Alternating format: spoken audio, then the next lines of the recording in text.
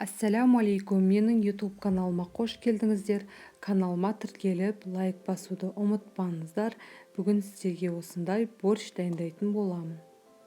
Бізге қажетті заттарымыз қызылша, теркадан өткізілген сәбіз, сарымсақ,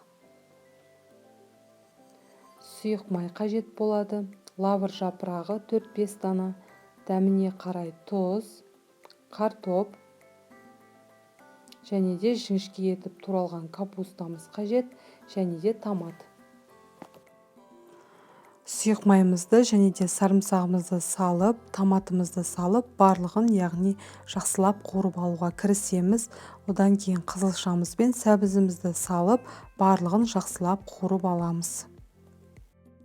Дәміне қарай тұзымызды салып, капустамызды салып, яғни барлығын жақсылап қуыратын боламыз.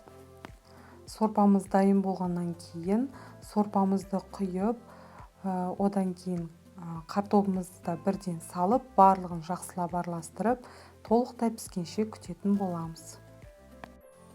Міне біздің өте жеңіл әрі тез дайын болатын борщымыз дайын болды. Міндетті түрде жасап көрулеріңізге кеңесімді беремін. Менің каналыма тіркеліп қоюды ұмытпаңыздар, және де барлықтарыңызға ас болсын.